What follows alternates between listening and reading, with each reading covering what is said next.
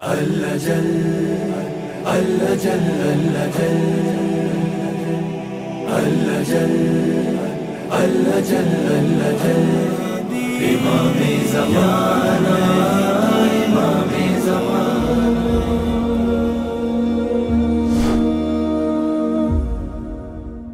الشيطان الرجيم. بسم الله الرحمن الرحيم وصلى الله على سيدنا محمد وأهل بيته الطيبين الطاہرین واللعن الدائم على اعدائهم اجمعین. ہماری جو گفتگو تھی وہ کتاب الغیبت مرحوم نعمانی اور ان کے کتاب الغیبت کے سلسلے میں چل رہی تھی کہ جہاں پر یہ بات تھی کہ ائمہ صرف 12 ہیں اور خدا کے اختیار سے. ایک چیز یہ تھی. تو ہم اس چیپٹر میں آ گئے ہیں.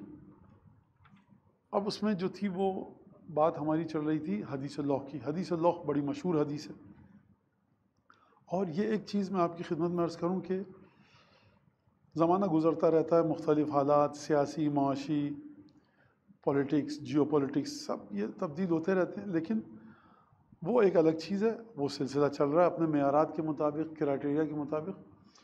لیکن اگر ہمیں پہچاننا ہے کہ ائمہ کیا تھے، ائمہ کا زمانہ کیا تھا، اور کس امام نے فلاں کام کیوں کیا، کس امام نے فلاں کام کیوں کیا، تو آپ کو حدیثوں کی طرف جانا پڑے گا.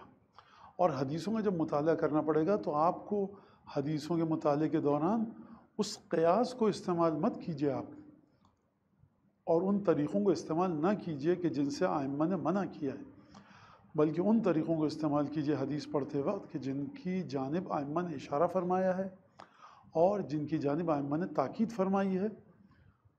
وہ اور یہ جو میں نے جملہ کہا کہ حدیثوں کو اس طرح سے سمجھیے کہ جس طرح سے ائمہ نے کہا ہے، یہ جملہ بعض اگر اس جملے کو آپ کھولیں تو اس کے لیے فقہ الحدیث، علم الحدیث، اصول فقہ کی ضرورت پڑتی ہے کہ اصول میں مجتہد ہونے کے لیے آدمی کو کم از کم ایک 16، 12، 13 سال کا دورہ دیکھنا پڑتا ہے. آسان سی بات ہے لیکن اتنی لمبی چوڑی ہوتی ہے یہ. بعض دفعہ آپ لوگوں سے بات کریں گے تو وہ کہیں گے حدیث یہ کہہ رہی ہے اور اس کا معنی میں نے یہ سمجھا. آپ کہیں کہاں سے نکالا؟ تو وہ جواب یا تھا پھر اور کیا ہے. یہ اس صورت میں بات صحیح ہے کہ جب کوئی معنی نہ بچتا ہو اور یہی معنی ہو. آپ کہیں یہی معنی نکل رہا ہے. لیکن کبھی کبھی حدیثوں کو استعمال کرتے قیاس کی بو آتی ہے، کیونکہ امام زمانہ علیہ السلام سے منسوب کتاب ہے اور ان کے بارے میں لکھی گئی ہے، غیبت کبریٰ کے بارے میں. لہٰذا بہت سی چیزیں ہیں کہ جو کوئی دعا امام زمانہ کی، اس کی وجہ یہ ہے، یا فرض کیجئے کہ آپ جب کھڑے ہوتے ہیں جو روایات میں آیا ہے اپنے مقام سے، اس کا فلسفہ یہ ہے، سر پہ ہاتھ رکھنے کا فلسفہ یہ ہے. اگر یہ روایتوں میں آئے تو ٹھیک ہے، روایتوں میں نہیں ہے تو دو کوڑی کی حیثیت نہیں ہے اس بات کی. مگر یہ کہ آپ استیناس اور جوڑیں روایتوں کو، اعتزاد ہو اور لے کر آئیں اور تنقیح منات کریں، کہیں یہ لفظ یہاں پر استعمال ہوا ہے اس معنی میں، اور یہی لفظ قرآن میں اس معنی میں استعمال ہوا ہے، ائمہ نے اس لفظ کو اس معنی میں، پھر وہ ایک لمبا چوڑا کام ہے. لیکن بہترین چیز حدیث ہے گمراہ کرنے کے لیے لوگوں کو، اور بہترین چیز حدیث ہے ہدایت پہ لانے کی. قرآن بھی اسی طرح سے. آپ ایک کہیں سے حدیث اٹھا لیں اور اس کو بیچارہ سامنے والا ڈر جائے گا. لہٰذا اسی لیے کہا گیا ہے کہ زاحم العلماء برکبتیک، علماء کے مزاحم بنو، ان کے ساتھ اتنا نزدیک ہو جاؤ کہ تمہارے گھٹنے ان کے گھٹنوں سے ٹکرائیں. اتنا سوال پوچھو. من جالس العلماء، جو علماء کے ساتھ مجالست کرے گا. ایک گھڑی عالم کی مجلس میں بیٹھنا 70 سال کی عبادت سے بہتر ہے. کیوں؟ کیونکہ آپ کو کلو دیتا ہے، وہ آپ کو بتاتا ہے کہ یہ چیز یہاں پر اس طرح سے نہیں ہے. تو یہ ایک بڑی اہم بات ہے. اور اسی لیے آپ دیکھیں شب قدر میں کہا گیا مذاکرہ علم افضل ہے. مذاکرہ علم یعنی مذاکرہ علم بہت پھیلا سکتے ہیں آپ معنی کو، لیکن اولاً و بالذات جو بالکل امیڈیٹ ایک چیز ہے وہ یہ ہے کہ جو آپ کی قبر، قیامت اور معصومین کی مرضی کو کھود کے نکال کے بتائے. اب یہ ہماری بات یہاں تک پہنچ گئی تھی امام جعفر صادق علیہ السلام کے سلسلے میں، اور ہم نے یہ کہا تھا کہ اتیحت بعدہ فتنۃ عمیاء حندس. اتیحت تھا ایک جگہ، ابیحت تھا ایک جگہ تھا انبحت. تینوں کا معنی الگ الگ ہے. انبحت صوت الکلب کو کہتے ہیں. نون بے ہے کتے کی آواز کو، کتے کے بھونکنے کو. ابیحت یعنی یہ ہو جائے گا اس طرح سے. ظہرت. اتیحت یعنی یہ واقع ہوگا اور یہ حالات پیش آئیں گے۔ نسخے 3 ہیں، بعدہ کس کے بعد؟ جعفر صادق کے بعد ایک فتنہ آئے گا۔ کیسا؟ عمیہ ہندس، اندھا ہوگا، اور ہندس گھٹا ٹوپ رات ہوگی۔ اب آپ دیکھیے کہ چھٹے امام کے بعد جو امامت اپنے راستے سے ہٹی، اس کی جانب کس طرح خوفناک الفاظ ہیں جو امام نے استعمال کیے ہیں، معذرت حدیث اللہ کے اندر خداوند تبارک و تعالیٰ نے استعمال کیے ہیں۔ اور اس کے بعد فرمایا الا ان خیت فرضی لا ينقطع، جان لو صرف اور صرف پوری حدیث اللہ میں یہ ایک جملہ ہے جو چھٹے امام کے بعد آیا ہے۔ ہر امام کے بعد فتنے آئے، ہر امام کے بعد مشکلات آئیں، لیکن جو مشکل آئی ہے خدا کی نظر میں، جو پروردگار عالم یہاں پر لفظ استعمال کر رہا ہے چھٹے امام کی شہادت کے بعد اور چھٹے امام کے دنیا سے چلے جانے کے بعد، وہ صرف اور صرف چھٹے امام کی شہادت سے منسلک ہے۔ کربلا کا واقعہ بڑا خوفناک اور فاجعہ ایک دردناک واقعہ ہے۔ دہشت بھی بیٹھ گئی تھی مسلمانوں کے دلوں میں، اور ظلم اور جو جبر کیا گیا اہل بیت کے ساتھ۔ جناب امیر المومنین کی شہادت المناک ترین واقعات میں سے ایک ہے، اشق الاخرین۔ لیکن خداوند تبارک و تعالیٰ اس حدیث میں چھٹے امام کی شہادت کو نہ امام حسین کی شہادت کی طرح دیکھ رہا ہے، نہ جناب امیر کی، بلکہ کس طرح سے دیکھ رہا ہے؟ چھٹے امام کے بعد جو حالات پیش آئے، کیونکہ وہاں پر ملاک اور کرائٹیریا پورا تھا، ہمیشہ بڑا بیٹا امام بن رہا ہے، تو چھٹے امام جب چلے جائیں گے تو بڑا بیٹا امام ہونا چاہیے۔ جناب اسماعیل ابن جعفر وہ انتقال ہو چکا ہے، ان کا دنیا سے جا چکے ہیں، لیکن لوگوں نے امام موسیٰ کاظم کو چھوڑ دیا، اور بہت دھیرے دھیرے آہستہ آہستہ پھر لوگ امام موسیٰ کاظم کی امامت پر آئے، اور چھٹے امام کے نزدیک ترین شاگردوں کو بھی، ہم یہ بات اصول کافی میں بحث ہو چکی ہے کہ چھٹے امام کے نزدیک ترین شاگردوں کو بھی بعض کو نہیں پتہ تھا کہ موسیٰ کاظم امام بن چکے ہیں۔ یہ کب ہو سکتا ہے؟ اس وقت ہو سکتا ہے کہ جب چھٹے امام کو امامت کب سے ملی ہے؟ چھٹے امام کو امامت ملی ہے 114 ہجری، اور پھر چھٹے امام 114 ہجری سے لے کر آپ دیکھیے کہ چھٹے امام نے جو امامت کے ایام گزارے ہیں، چھٹے امام کے بعد کون امام بنا؟ امام موسیٰ کاظم 173 میں، 173 سے 114 لگا لیجیے۔ تو اب وہاں پر اس کے اندر اتنے سالوں تک چھپا کر رکھنا امام موسیٰ کاظم علیہ السلام کی امامت کو، تو کتنا یہ جگر گردے کا کام ہے، دل گردے کا۔ ایسے حالات تھے۔ جب آپ کے پاس معیار پورا ہو تو فتنہ بڑا خطرناک ہوتا ہے۔ امام حسین کے سامنے کوئی اگر نعوذ باللہ کوئی امام زادہ ہوتا تو بڑے پریشان ہو جاتے لوگ، بعض لوگ، ہم تو نہیں ہوتے، بعض لوگ ہوتے، لیکن ان کے سامنے بالکل واضح تھی چیز، تو اتنا مسئلہ نہیں رہا، اور وہ بہت جلدی جو سب پروپیگنڈا کیا گیا تھا وہ ختم ہو گیا سارا۔ لیکن ایک دفعہ خود آپ لا رہے ہیں اسماعیل ابن جعفر کو، امام صادق کے بڑے بیٹے کو، کس کے مقابلے میں؟ امام موسیٰ کاظم کے مقابلے میں۔ دیکھو ہمیشہ یہی ہوتا رہا، بڑا بیٹا امام بنتا تھا، اور اسماعیل بن جعفر زہد میں کوئی کمی ہے نہیں، تقوی میں سب۔ تو یہاں پر جو فتنہ کھڑا کیا گیا، یعنی چھٹے امام کے بعد جب امامت سے ڈسٹریکٹ کیا جا رہا ہے، راستے سے بھٹکایا جا رہا ہے، اور وہ بھی اس طرح سے کہ عام مومن بڑی آسانی سے دھوکہ کھا سکتا ہے، تو خدا فرما رہا ہے فتنۃ عمیاء ہندس، عمیاء یعنی آنکھیں نہیں ہیں، ہندس یعنی وہ رات اندھیری جس میں کچھ ہاتھ کو ہاتھ سجائی نہ دے۔ اور اس کے بعد یہ فتنہ کہاں تک آگے چلے گا، کیا ہوگا سلسلہ، یہ ایک الگ بحث ہے۔ الا ان، اب پروردگار فرما رہا الا ان خیط فرضی لا ينقطع، دیکھو میرے فرض، جو میں نے چیز فرض کی ہے اس کا دھاگا کبھی منقطع نہیں ہوگا، یعنی یہ جو دھاگا ہے پہلے امام سے لے کر 12ویں امام تک کا، یہ کبھی منقطع نہیں ہوگا۔ اب اس کو اگر سمجھ لیں اس طرح سے ہم کہ شاید اشارہ یہ ہو کہ جب چھٹے امام گئے تو بعد والے امام کو زندہ تو ہونا چاہیے نا، امامت کو لے، وصیتوں کو لے۔ اگر 7واں امام چھٹے امام سے پہلے دنیا سے جا چکا ہے تو پھر جب امام گئے ہیں تو یہ منقطع ہو گیا ایک طرح سے، شاید اشارہ اس طرف اور شاید اشارہ کسی اور بات کی طرف۔ بہرحال میرا جو فرض ہے وہ کبھی منقطع نہیں ہوتا۔ مرحوم شیخ صدوق نے جو لفظ استعمال کیا ہے، خیط وصیتی لا ينقطع، میری جو وصیت ہے، یعنی سرکار رسالت مآب نے وصیت کی جناب امیر کو، انہوں نے امام مجتبیٰ کو، سید الشہداء کو، یہ جو وصیت چلتی ہوئی آ رہی ہے اس کا سلسلہ کبھی منقطع نہیں ہوگا۔ جبکہ امام صادق علیہ السلام جب دنیا سے گئے تو کس کو وصیت کر کے گئے؟ کسی کو نہیں۔ اور جو امامت کے اسرار ہیں وہ منتقل ہوتے ہیں اس وقت کہ جب پچھلا امام بس دنیا سے جانے والا ہو۔ تو لہٰذا یہ پروردگار عالم نے فرمایا وحجتی لا تخفیٰ، اور میری دلیل اور حجت کبھی بھی چھپی ہوئی نہیں رہتی۔ حجتی لا تخفیٰ کا مطلب شاید یہ ہو یہاں پر کہ جو امام موسیٰ کاظم کو حالات پیش آئے، لوگ سمجھ رہے تھے کہ حجت خدا چھپی ہوئی ہے، کس کو امام مانے کس کو امام مانے، ایک عجیب پریشانی کا سلسلہ رہا۔ تو دیکھو حجت میری مخفی نہیں رہے گی، کچھ عرصے بعد امام موسیٰ کاظم کی امامت سامنے آ گئی۔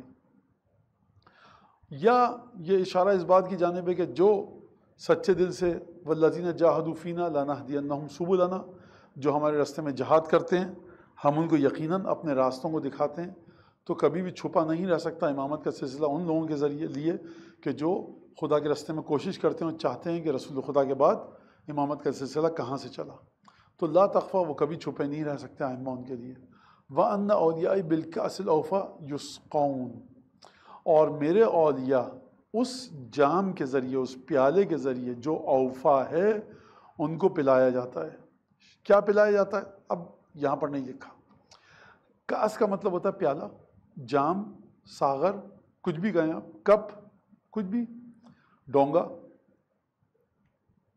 ڈونگا میں دو معنوں میں استعمال ہوتا ہے، ایک تو ڈونگا اس میں سالن لاتے ہیں اور ایک ڈونگا دوسرے معنوں میں استعمال ہوتا ہے۔ پیالہ کچھ بھی، کاس یعنی اگر اس کا صحیح ترجمہ کیا جائے کاس کا تو جام کہا جائے گا۔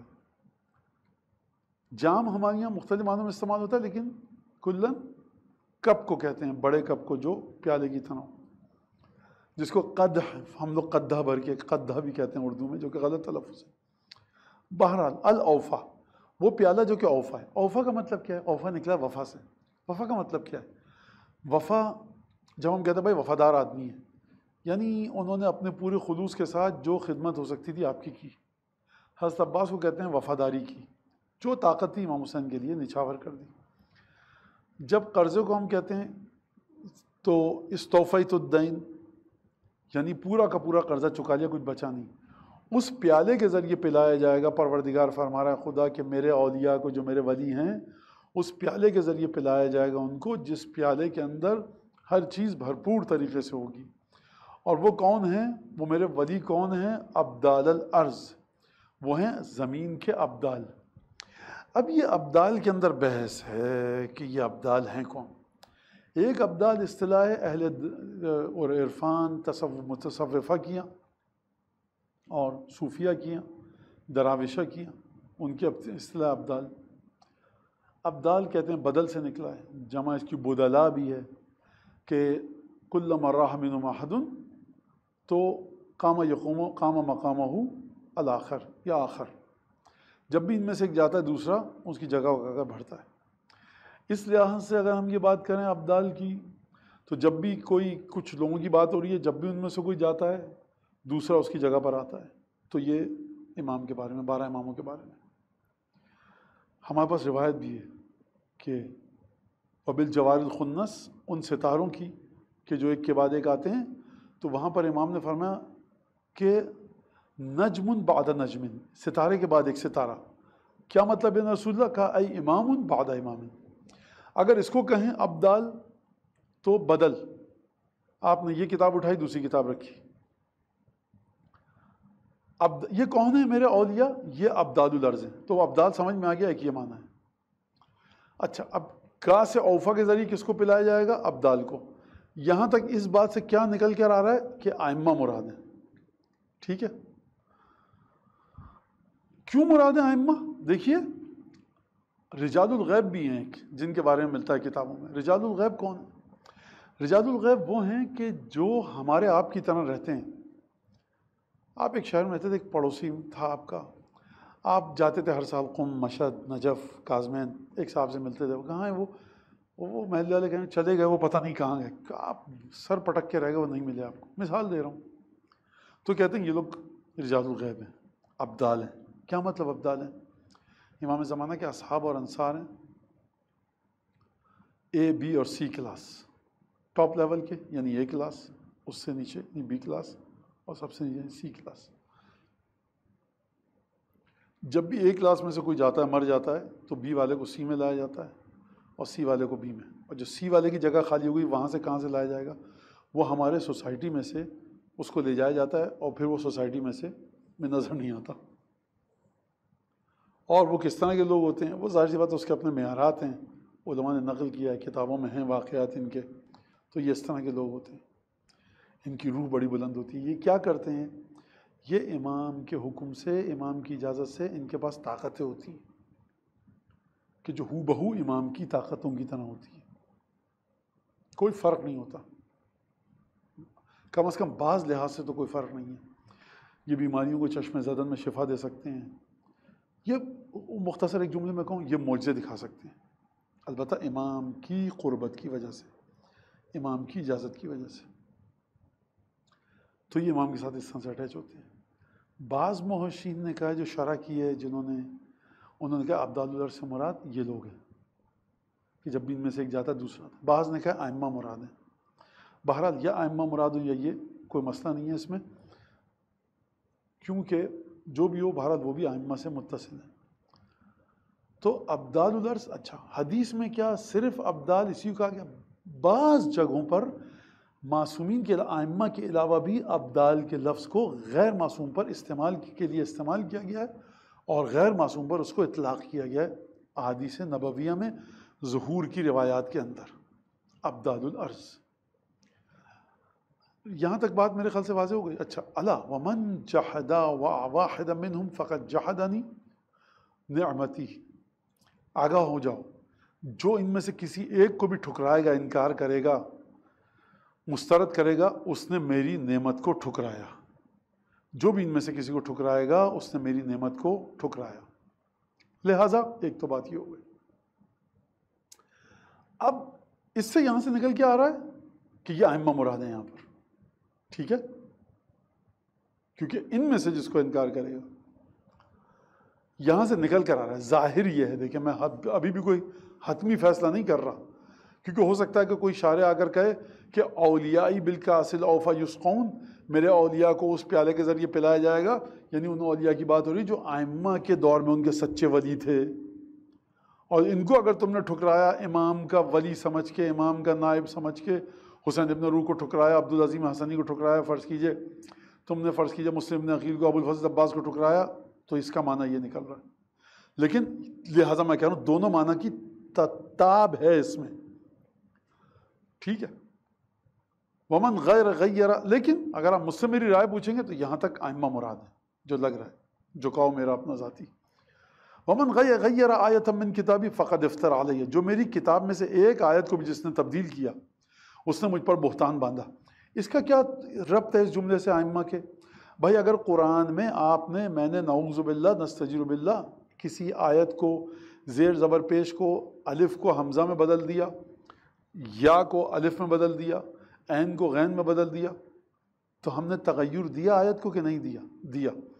تو ہم نے کہا ہم نے در حقیقت خدا نے کہا تھا الحمدللہ رب العالمین، خدا نے یہ کہا تھا، جبکہ خدا نے کہا الحمدللہ رب العالمین۔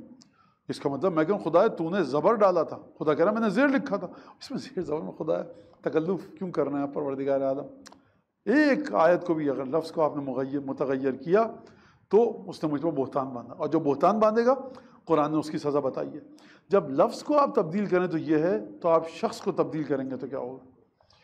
ویل للمفترین الجاہدین عند انقضاء مدت عبدی موسیٰ وحبیبی وخیرتی، وائے ہے، بربادی ہے، ہلاکت ہے ان پر جو افترا کرتے ہیں، بہتان باندھتے ہیں، الجاہدین جو انکار کرتے ہیں۔ کس چیز کا انکار کرتے ہیں؟ نہیں پتہ۔ کب انکار کرتے ہیں یہ بتایا، جب میرے بندے موسیٰ اور میرے حبیب اور میرے اس بندے کی جو بہترین بندہ جس کو میں نے چنا ہے اس کی مدت امامت جب ختم ہوگی تو جو انکار کرتے ہیں۔ کس کا؟ ان المکذب بہ کالمکذب بکل اولیاء وہو ولی و ناصری، جو اس کو جھٹلائے گا ایسا ہے کہ اس نے میرے تمام اولیاء کو جھٹلایا اور وہ میرا ولی اور میرا مددگار ہے۔ ومن عزا علیہ آباء النبوہ، اور جس کے کاندھوں پر میں نبوت کے پیغام کو دینے کی طرح کا بوجھ ڈالوں گا۔ آپ نے توجہ کی، امام صادق کے بعد امام موسیٰ کاظم اور امام علی رضا بالکل الفاظ بدلے میں ہیں. آپ کہیں پہ جا کے دیکھ لیجئے، ویل المکذب بہ کالمکذب فلاں، دونوں.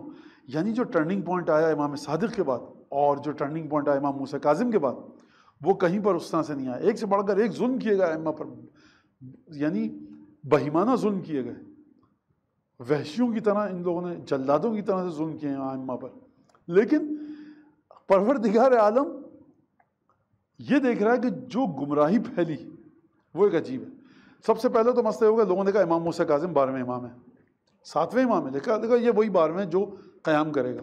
اور کہاں گئے پھر شہید کیسے ہو؟ کہا آسمان پہ چلے گئے. اچھا پیسے کھا لیے امام کے، سارے امام کو خمس نہیں دیا، 8ویں امام کو. ایک تو یہ بات. اور امام سے کوئی آئے گا تم امام نہیں ہو. اچھا ایک دفعہ وہ کہے کہ جو واقعی دشمن ہے، سمجھ میں آتی ہے بات. ایک دفعہ وہ یہ کہے کہ جو امام موسیٰ کاظم کے ٹکڑوں پہ پل رہا ہے، جو مانتا ہے 7ویں آپ ہیں، اور کہے کہ امام رضا سے کہے علیہ السلام سے تم امام نہیں ہو. تو یہ ایک بڑا مسئلہ ہے. لہٰذا آپ 8ویں امام کی زیارت کی فضیلت دیکھیں، اور پھر اس کے بعد 8ویں امام کے سلسلے میں کیا آ رہا ہے یہاں پر، ان المکذب بہ کالمکذب بکل اولیاء، جو اس کو جھٹلائے گا اس نے میرے تمام اولیاء کو جھٹلایا. کیا مطلب میرے تمام اولیاء کو جھٹلایا؟ پچھلے 7 کو نہیں، تمام اولیاء کو، جو کہ 8ویں کے بعد بھی آئیں گے. اچھا اب دیکھیے خدا نے یہ نہیں فرمایا، اس حدیث میں یہ نہیں آ رہا ویل المفترین، واہ ہے، بربادی ہے، ہلاکت ہے، تباہی ہے، افطرا، بہتان باندھنے کے لیے، جو بہتان باندھنے والوں کے جو انکار کر رہے ہیں. کس کا انکار کر رہے ہیں؟ کس کا بہتان؟ جب میرے حبیب اور میرے بندے اور میرے چاہنے والے، جس کو میں پسند کرتا ہوں، محبت کرتا ہوں، جو خوبصورت ترین مخلوقات میں سے میری اسوہ، جس کو میں نے چنا ہے، وقت بتا رہا ہے خدا اس وقت انکار ہوگا. یہ نہیں بتا رہا کس چیز کا انکار ہوگا. جملہ آگے بڑھائیے آپ. اب آپ دیکھیے ان المکذب بہ، جو جھٹلائے گا اس کو، ایسا ہے کہ جس نے میرے تمام اولیاء کو جھٹلایا وہ میرا ولی اور ناصر ہے، اور وہ ہے کہ جس کے اوپر میں نبوت کا بار سنگین اس کے دوش پہ ڈالا ہے. وَأَمْتَحِنُهُ بِالْإِضْطِلَاعِ بِهَا، اور میں اس کا امتحان لوں گا. اصطلاح کسے کہتے ہیں؟ ایک ایسے کام میں ڈالنا کہ جو بڑا کٹھن اور شدید ہو اور بہت ہی بھاری ہو.